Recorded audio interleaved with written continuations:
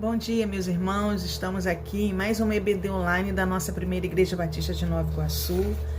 É uma alegria estar com os irmãos nesta manhã de segunda-feira para mais um estudo da Palavra de Deus. Nós chegamos nesse trimestre com o estudo da carta de Paulo aos Romanos com o tema Transformai-vos. Essa é a nossa nova revista. E nós hoje chegamos à nossa quarta lição com o título Herança Espiritual ou Fé, baseada lá no capítulo 4 de Romanos. Então eu quero convidar, se você tem a revista, se você tem uma Bíblia, abra sua Bíblia no capítulo 4 de Romanos, que nós estaremos passeando por esse capítulo hoje. Vamos estudar todo o capítulo.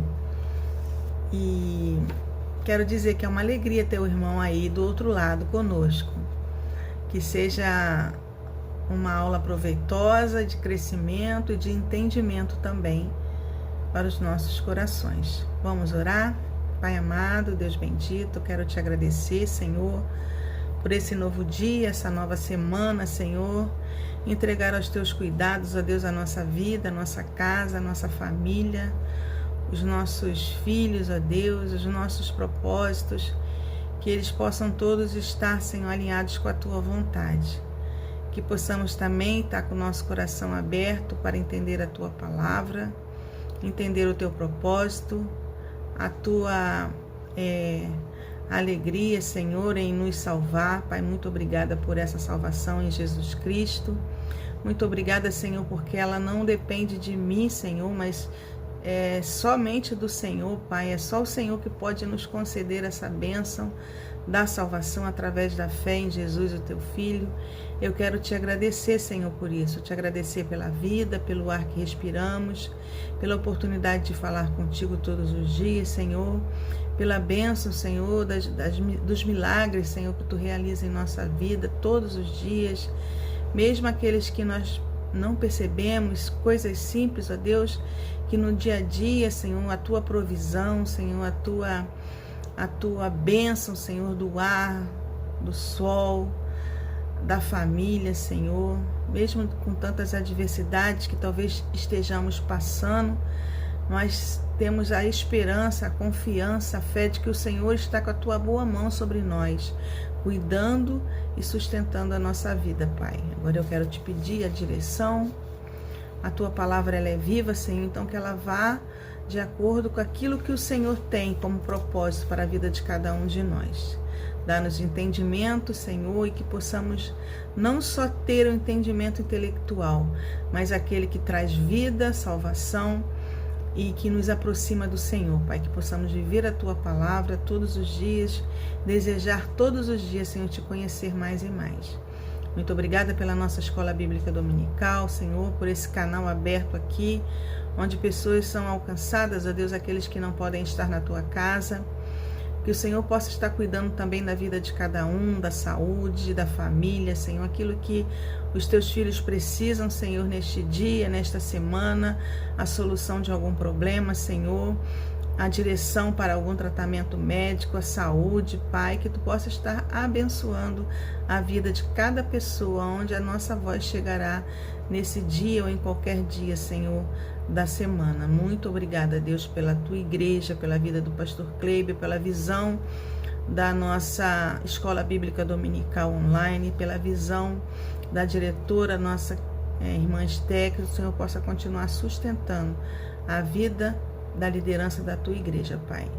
Muito obrigada por tudo, Senhor. Seja conosco nesta hora. Fale aos nossos corações. É o que eu te peço, que Tu perdoes os meus pecados. Não mereço nada do Senhor. Mas é no nome de Jesus, o Teu Filho, que nós oramos agradecidos. Amém. Então, irmãos, nós estamos aqui na nossa quarta lição da Escola Bíblica Dominical, como eu já falei, com o tema Herança Espiritual ou Fé. Aqui está a nossa lição. Nós temos estudado nesse ano virtudes, né, que nos motivam a desenvolvermos essas virtudes. E a virtude dessa semana é a humildade na fé. é entender que não depende de nós, né? A salvação não depende de nós, depende somente do Senhor. Não é algo que a gente alcança por mérito, mas pela graça, pelo favor imerecido de Deus. O tema central da carta, desse capítulo 4 de Romanos, é a doutrina da justiça pela fé. Antes de nós entrarmos na lição mesmo, propriamente dita, eu quero lembrar aos irmãos que quando nós estudamos Romano, é muito importante nós entendermos o contexto em que essa carta foi escrita. Ela foi escrita por Paulo, né, o apóstolo Paulo, lá 57 anos depois que Jesus foi crucificado e ressuscitou. Ela foi escrita também provavelmente na cidade de Corinto, né, durante a terceira viagem missionária de Paulo. É uma das cartas mais profundas do Novo Testamento, porque ela apresenta de uma maneira muito organizada a doutrina da salvação. Nessa carta, Paulo quer explicar sobre a salvação, aonde nós devemos depositar a nossa esperança na salvação. Então, ele quer explicar com muita clareza, quer tratar também de tensões que haviam lá nessa igreja de Roma, entre os judeus e os gentios, como nós estamos estudando semanalmente até chegar hoje, né?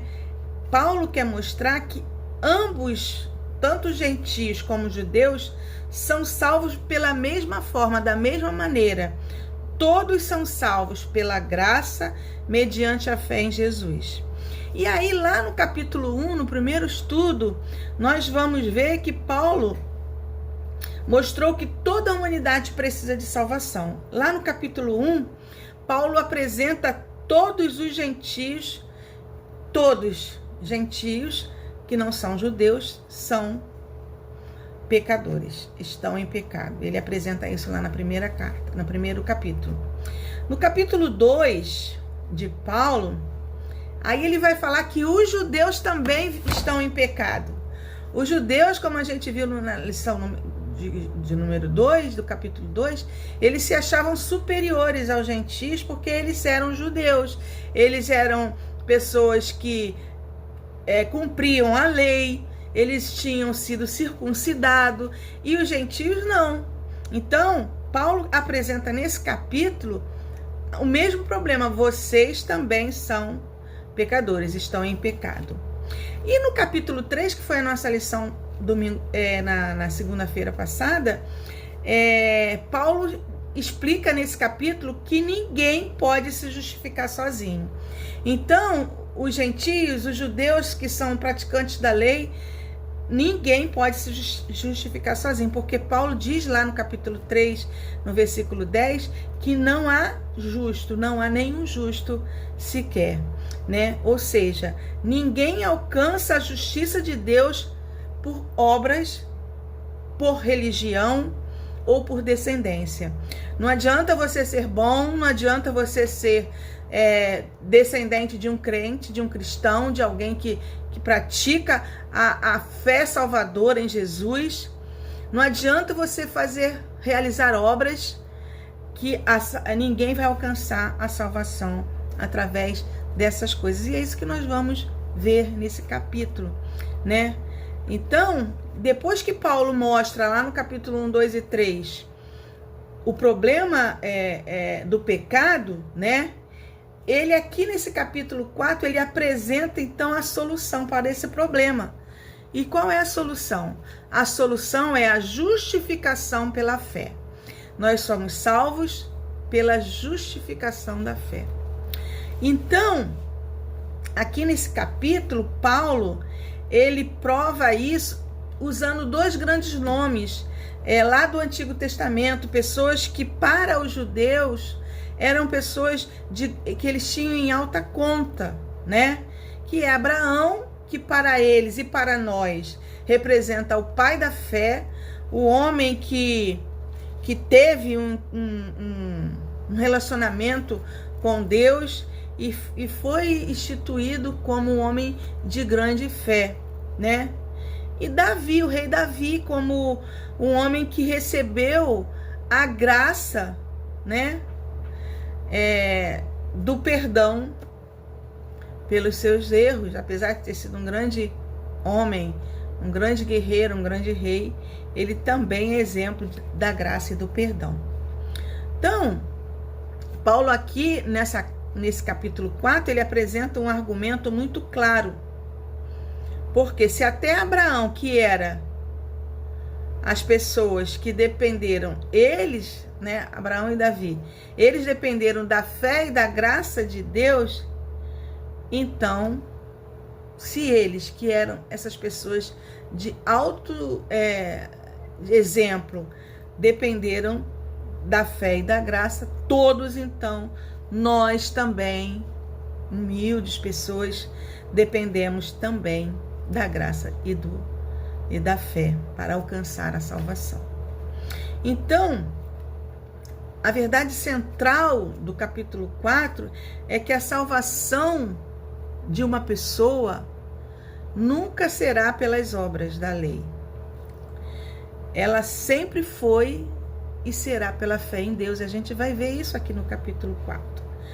Aqui no versículo 3 do capítulo 4, a gente vai ver que Abraão creu em Deus e isso lhe foi imputado para a justiça. Então, Romanos 4 é um capítulo muito precioso, né? Ele tem essa defesa lógica da universalidade do pecado e da universalidade da provisão divina da salvação. Neste texto, Paulo vai ensinar para nós que a salvação não vem pelas obras, não vem pelas tradições, pela sua tradição familiar, pela sua tradição religiosa ou pelo seu esforço. Ele vai ensinar, eu quero destacar mais uma vez, que a salvação vem pela fé em Deus. Então, meus irmãos, para explicar isso, nós vamos ver que ele usa esse exemplo de Abraão, né? Uma das figuras mais respeitadas entre os judeus. E aí, esse texto, ele traz para nós uma pergunta, para você e para mim. Em que temos colocado a nossa confiança para a salvação? Aonde você está depositando a sua confiança para a sua salvação? Em que? Em quem? Em você mesmo? Na sua capacidade? Na sua eloquência? Na sua dignidade? Na religião que você pratica? Nas pessoas que você tem por autoestima? Em que? Na sua família, porque você é de uma descendência religiosa e é ali que você está depositando a sua esperança, a sua confiança. Aonde você está depositando a sua confiança para a salvação? Ou você está depositando ela no lugar certo, correto, em Deus? E aí, Paulo, então, ele vem nos apresentar a importância desse homem, o pai da fé, para os judeus, né? Abraão, para eles, era visto como o pai, né? Ele era visto como uma referência espiritual, alguém honrado e respeitado por todos. Então, Paulo começa aí falando dele justamente porque ele sabia o peso que Abraão tinha para os judeus. E aí Paulo fala que se até Abraão foi justificado pela fé, então ninguém pode dizer que a salvação depende apenas da descendência de quem você veio, da onde é a sua descendência, ou da lei que você pratica. E aí vamos começar então a ler Romanos 4. Eu quero ler então de 1 a 5, de 1 a 4. Que, pois, diremos ter alcançado a Abraão, nosso pai, segundo a carne? Porque se Abraão foi justificado por obras, tem de que se gloriar, porém, não diante de Deus. Pois que a Escritura diz: Abraão creu em Deus, e isto lhe foi imputado para a justiça. Ora, ao que trabalha, o salário não é considerado como favor, e sim como dívida. Esse texto que a gente leu aqui, Abraão creu em Deus e isso lhe foi imputado por justiça, está lá em Gênesis capítulo 15, versículo 6. Eu quero ler rapidamente com os irmãos esse versículo de Gênesis 15, 6. Depois que Deus manda Abraão sair da sua terra e da sua parentela, e ele vai para aquela terra onde ele nem sabia onde era, né? Deus aí ele anima Abraão e promete a ele que ele seria o pai de uma grande nação. Ele diz a Abraão que ele teria um filho dele, né? E aí ele fala assim, ó. Ele leva Abraão para fora, né? Manda ele contar as estrelas do céu e fala que ele fará dele uma nação que ele não poderia contar. E aí, né? Ele fala assim, Deus fala para ele: então conduziu-o até fora e disse: olha para os céus e conta as estrelas, se é que o podes. E lhe disse: será assim a tua posteridade. E o texto diz: e ele creu no Senhor, e isso lhe foi imputado para a justiça. Aqui ele não dependeu de obra nenhuma, ele dependeu somente de crer.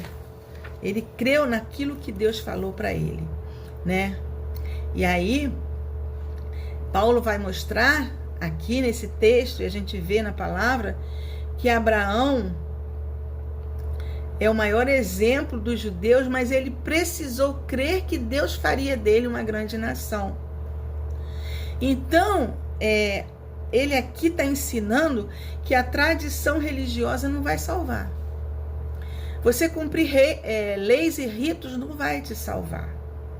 Você conhecer a história da Bíblia também não vai te salvar, né? Você ser de uma descendência religiosa, ter uma família cristã salva também não vai te salvar. Aqui a gente percebe que Abraão, ele creu. Ele não praticava nem a lei, porque ainda nem existia a lei, né? E aí, cada pessoa precisa ter a sua própria fé em Deus. A fé precisa ser depositada no lugar certo.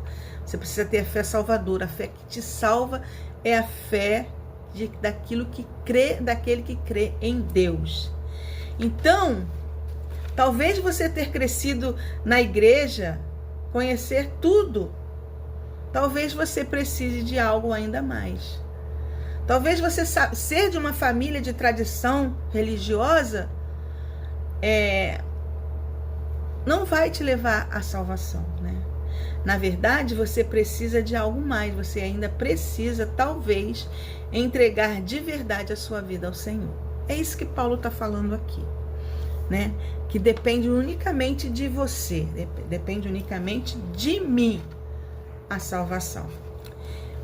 E ele então continua falando que a justificação ela vem pela fé, ela não vem pelas obras, não por aquilo que você pratica. Então, Paulo agora entra no centro do ensino do capítulo dele, né? Ele diz aqui que ninguém é aceito por Deus por merecimento e que Abraão não foi justificado porque ele fez obras.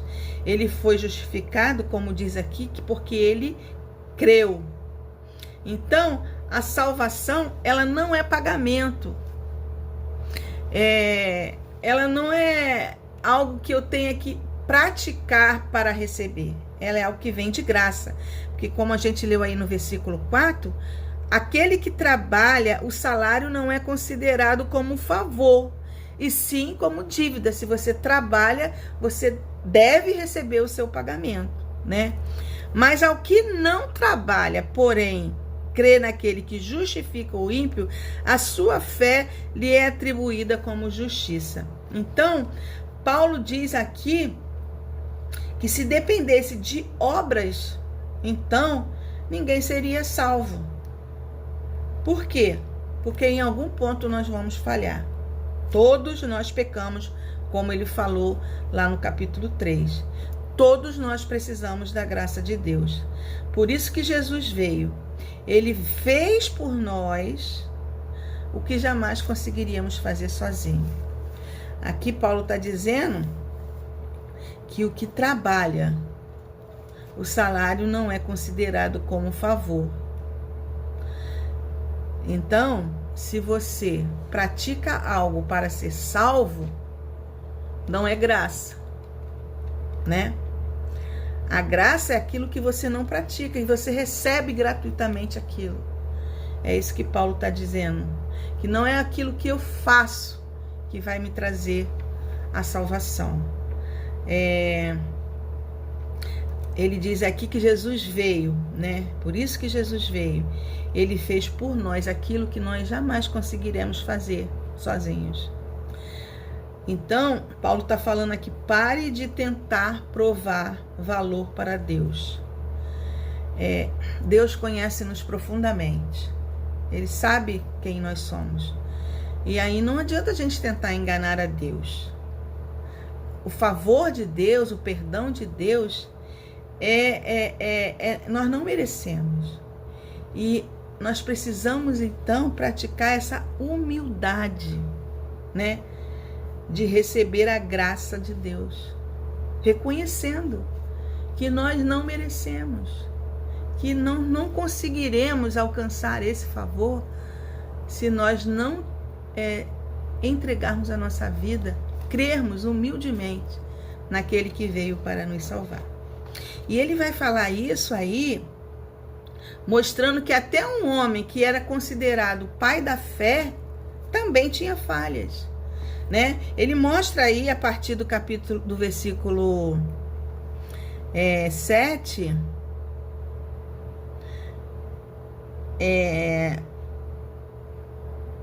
que Abraão também errou, né? É uma verdade muito importante. Abraão, ele foi realmente um homem de fé, mas ele não foi perfeito. Ele teve momentos de medo, como nós. Ele foi precipitado, como nós. E assim, por isso, também cometeu muitos erros. Mas mesmo assim, Deus manteve a sua palavra quando prometeu a ele que faria dele uma grande nação. Então, a gente vai ver aí as falhas de Abraão a partir do versículo 20, que Deus, né, que Abraão não duvidou da promessa, né? Não duvidou por incredulidade da promessa de Deus, mas pela fé se fortaleceu dando glória a Deus, estando plenamente convicto de que ele era poderoso para cumprir o que prometera. Paulo, então, aqui, ele não ignora os erros de Abraão, mas ele destaca que a vida de Abraão, ela foi marcada pela confiança em Deus.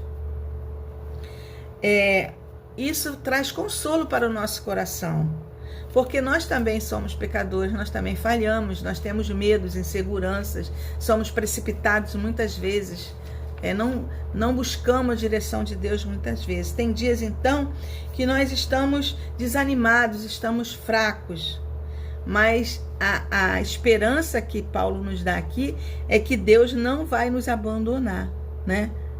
Ele diz aqui que ele, estando plenamente convicto de que ele era poderoso para cumprir as suas promessas. Então, a nossa falha, ela não é maior do que a graça de Deus, né? Nós precisamos nos levantar e confiar novamente e continuar caminhando, né? E então, Paulo vai continuar falando aí, o verdadeiro depósito da nossa fé é que naquela época, eles confiavam muito em Abraão, na lei, né? Como hoje muitos confiam em líderes, em campanhas religiosas, confiam em emoções, em aparências espirituais. Mas a nossa fé, ela precisa estar firmada em Cristo. Versículo 16, ele vai dizer assim, Essa é a razão porque provém da fé, para que seja segundo a graça, a fim de que seja firme a promessa para toda a descendência, não somente ao que está no regime da lei, mas também ao que é da fé que teve Abraão, porque Abraão é o pai da fé. E aí, nós vamos ver também, lá no versículo 24 e 25, que mas também por nossa causa, posto que a nós igualmente nos será imputado a saber que cremos naquele que ressuscitou dentre os mortos, a Jesus nosso Senhor, o qual foi entregue por causa das nossas transgressões e ressuscitou por causa da nossa justificação. A nossa esperança, então, ela não pode ser depositada em homens. Ela precisa ser depositada em Jesus, porque ele ressuscitou entre os mortos, né? Para perdoar os nossos pecados. Pelos nossos pecados, Jesus foi entregue e ressuscitou para que nós fôssemos justificados nele. A nossa esperança não pode estar depositada em nenhum homem, porque os homens falham. Mas Jesus não. Jesus, ele foi perfeito. Ele morreu pelos nossos pecados e ressuscitou para a nossa justificação. Você pode admirar uma pessoa pela sua vida cristã, né? Mas não adorá-la. Não depositar nela totalmente a sua confiança. A sua adoração, ela deve ser somente para Jesus. E aí, Paulo vai encerrar, né, seu ensino, dizendo que Abraão é o pai de todos os que creem. Isto inclui judeus e gentios. Então, ele quer dizer o quê? Que a família de Deus, ela é formada pela fé. Gentios e judeus. Não é formada por ritos, por leis, mas pela fé em Jesus. No versículo 11, nós vamos ver que ele recebeu o sinal da circuncisão como selo da justiça da fé, que teve quando ainda incircunciso, para vir a ser o pai de todos os que creem, embora não circuncidados, a fim de que lhes fosse imputada a justiça. A circuncisão era a aliança que Deus exigiu de Abraão para que essa nação se tornasse a nação separada.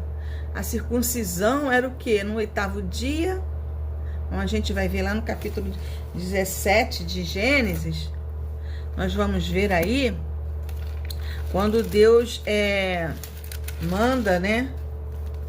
Deus muda o nome de Abraão, né?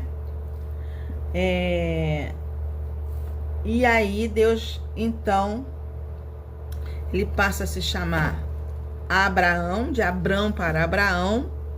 E a gente vai ver aí no versículo 10 que Deus, então, faz essa aliança com Abraão. E esta é a minha aliança, que guardareis entre mim e vós e a tua descendência. Todo macho entre vós será circuncidado.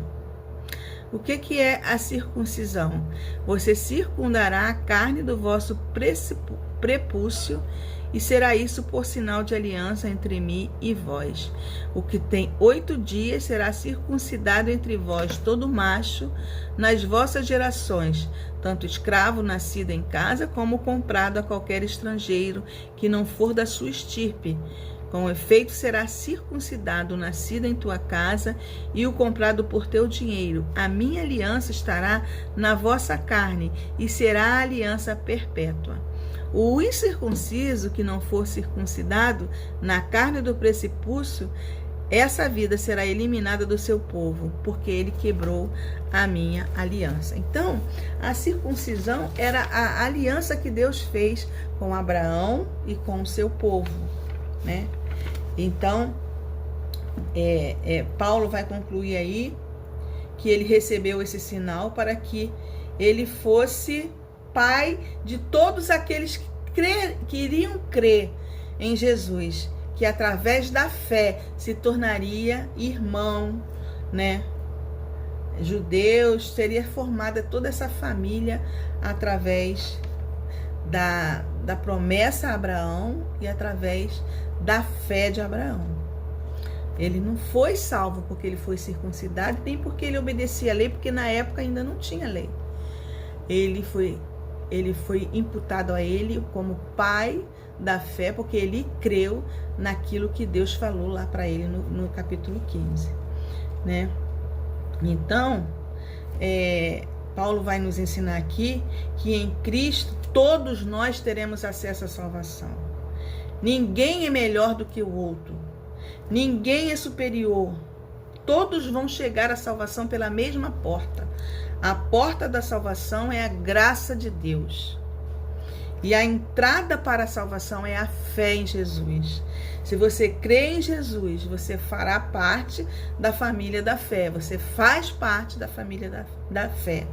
Você tem a herança espiritual em Cristo através, né, da vida, né, daquilo que Abraão ensinou.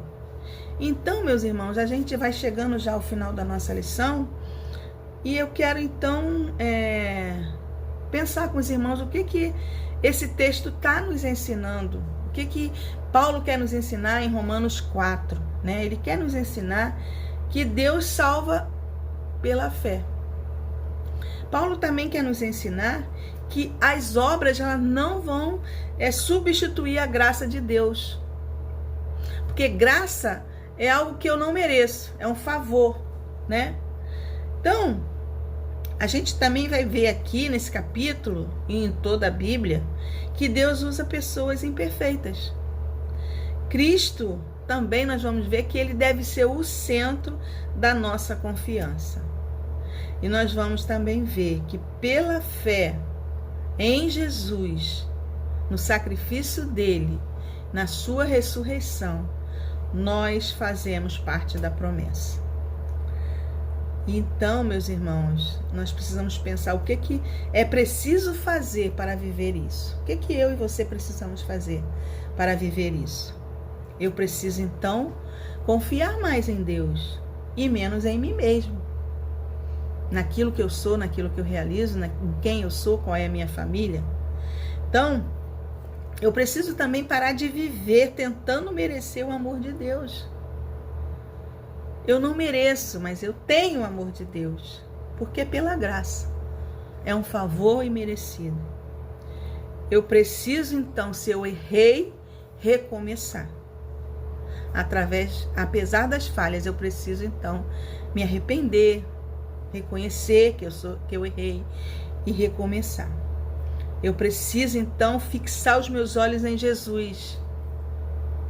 E eu preciso, então, caminhar com gratidão e com humildade. Concluindo, então, meus irmãos, é bom a gente pensar que o maior legado de Abraão não foi a sua riqueza nem a sua fama, mas foi a fé. Romanos 4 vai nos ensinar que a verdadeira herança espiritual ela nasce quando nós confiamos em Deus.